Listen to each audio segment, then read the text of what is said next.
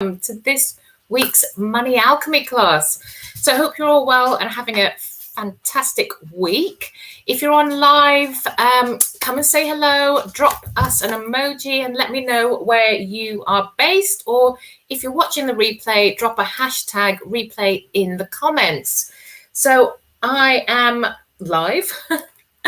But I'm using Restream, so please give Restream permission to see your name. So if you want to leave a comment so that they can, so it says your name on there. Otherwise, it'll just say Facebook user. So the link is in the main post. So I'm Jenny McCabe. I'm the go-to money breakthrough coach for women entrepreneurs who want to charge their worth and get it. So I see lots of women, many women undervaluing their gifts and their talents. And having done the inner work myself and having undercharged, for many years, I learned that if I don't value myself, my time, no one else is going to. So it's my mission and my passion to help other women build successful and profitable businesses, because it's my belief that when women make good money, they do good things with it and they improve the lives of the other people around them and the community around them. So if you're on live, jump on, come and say hi, drop me an emoji and tell me where you're based. So like I said, I'm using Restream, so please give Restream permission to see your name when you leave a comment. Otherwise, it's just going to say Facebook user. So the link, again, is in the main post. So in today's live, I am talking about effective time management. So one of the most frequent questions that I get asked by people, especially from newbies in business, or from women who are still working in a job and that, they're building their business in their spare time, and this is how they can manage their time. And this is one of the main themes in my mastermind last week as well. So if you've ever thought to yourself, my God, there's simply just not enough hours in the day, or you have ever felt stressed or overwhelmed at the many tasks that you're facing, then this is for you. So this is because when you can manage your time more effectively, you'll reduce stress, you're going to increase your productivity and also your focus, because what you focus on grows and you can start building a profitable and sustainable business that you love. So here are some tips for you. So let me just get the notes up. So number one is to clarify your goals and strategy. So you need to be clear about your goals and your intentions, both your short-term and your long-term goals. So write them down, write out your goals and intentions. And once you know what you really want to achieve, and also the why is really important, it's much easier to make decisions about what needs doing in your business and to be able to plan that accordingly as well.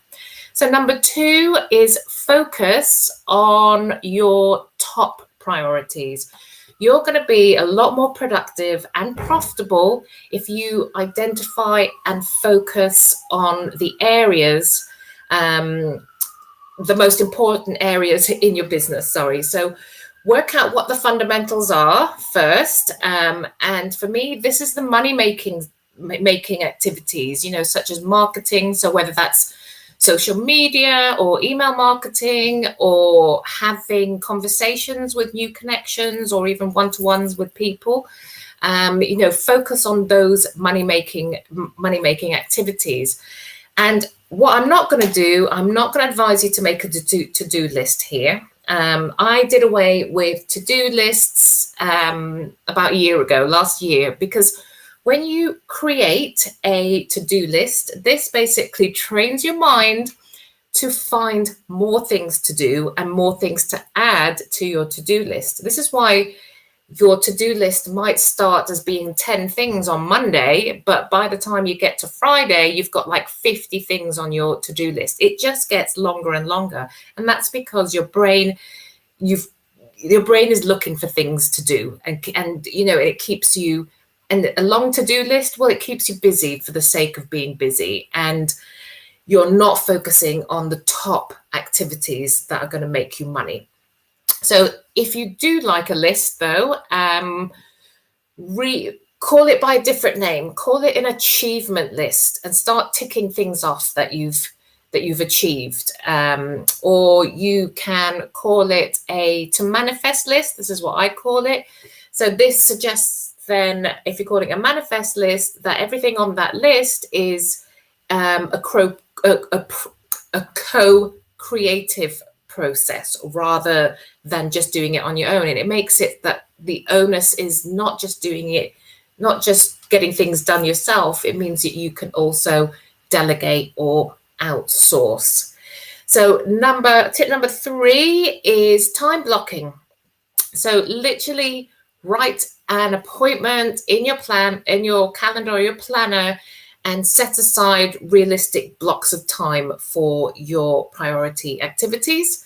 So this is going to help reduce anxiety over not having enough time, and it's going to keep you focused as well. So my mastermind group last week, one of the ladies, she's still working full-time in a job, in employment, and also trying to build her coaching business in her spare time. So her kids are also still quite young, and she has come to a decision that she doesn't want to miss out on the kids growing up. And as a mother, that's perfectly normal. It's perfectly normal that you want to spend time with your kids. I've been in a similar situation where, when my son was still in primary school, I was a single parent with a part-time job, but I was also building a business, and I worked a lot of hours I probably worked full-time on my business and part-time in a job. So I was constantly feeling like there wasn't enough hours in the day to get everything done. So I started time blocking. So I used to schedule in first my parenting duties. So that would, and family time. So I blocked out time for, obviously, the school run in the morning and the school run at the end of the day. Not my day, but the end of the school day.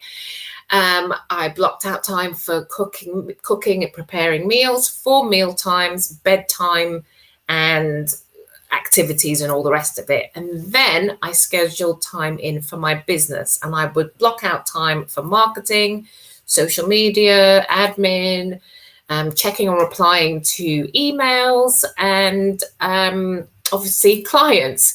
So yes, I would actually schedule time when I would have meetings. So I put all of that in my planner. Of course, there are going to be days, or there were some days when it didn't go to plan, but especially when an emergency situation came up, sometimes your planner goes to plan. But having the planner, it did help me get on track get on track with what I was doing, and especially on the days when I wasn't feeling very motivated or was feeling a bit overwhelmed, having that planner, the time blocking, really, really helped me.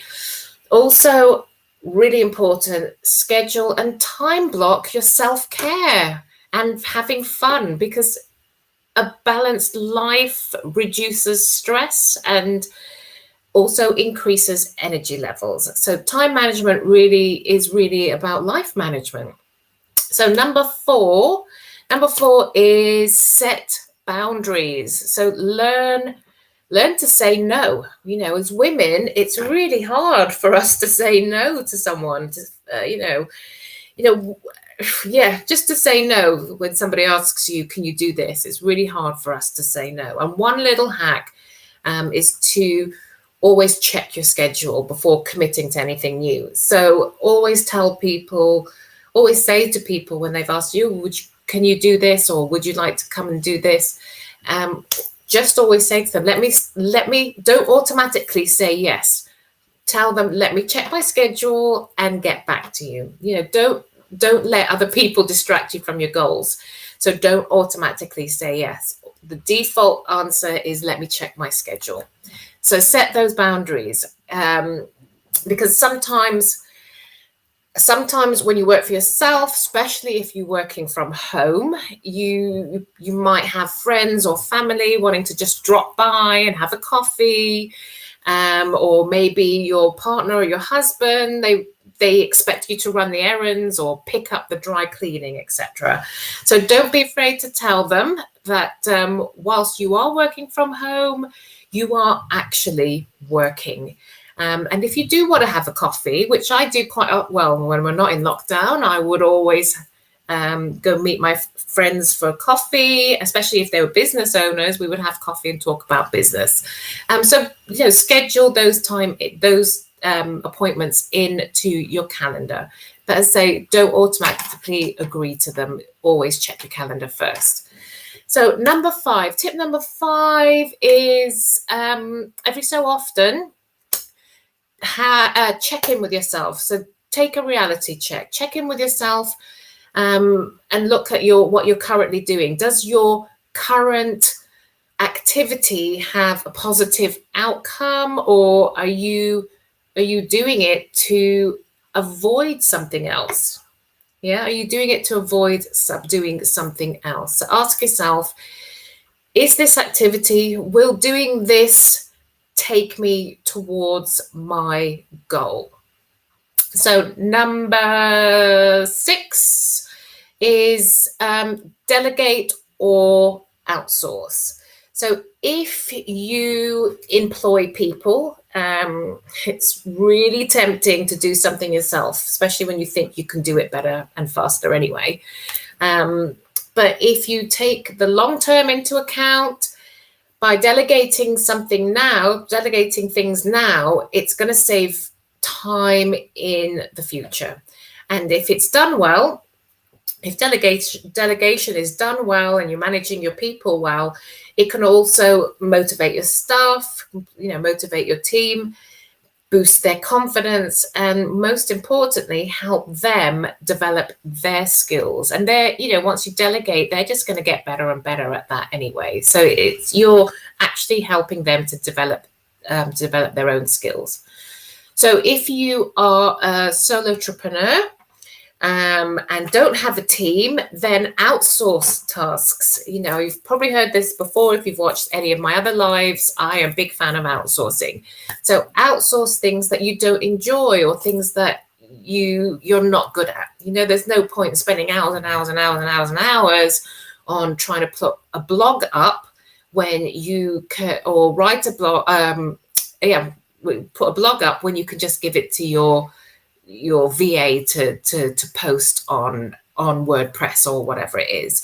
Other things that you can delegate, outsource, would be admin, the accounting admin, so the day-to-day bookkeeping, and social media is a great one to outsource as well.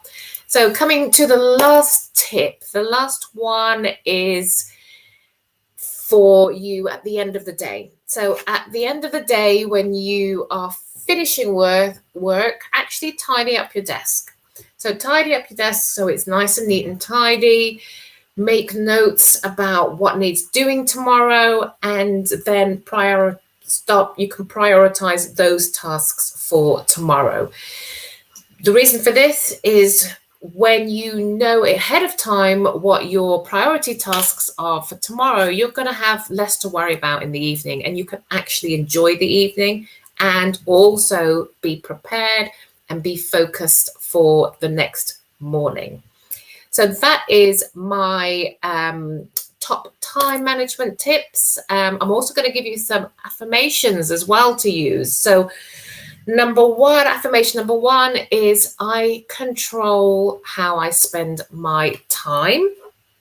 And number 2, I decide when and where I spend my time. And the last affirmation you can use for time management is, I easily resist the temptation to work on low priority tasks. So that's it from me. Thank you. Thank you for joining me today. If you enjoyed today's class, let me know. Let me know in the comments. Tell me what your takeaways are. And if you are feeling overwhelmed in your business, or you're struggling with time management and you want support on prioritizing where you should be spending your time so that you can build a business that is profitable and sustainable, be sure to get in touch. You can DM me on here, and we'll set up a time, and let's set up a time for us to have a chat. Let's have a talk. So I'll be back next Tuesday, the I'd like to say 3rd of August. God, we're in August next week. I can't believe it. Oh my goodness. So next Tuesday, yeah, it's the 3rd of August. So I'll be back 3rd of August at 5 p.m. UK or 12 p.m. EST. Be sure to join me then. Have a fab week. Bye-bye.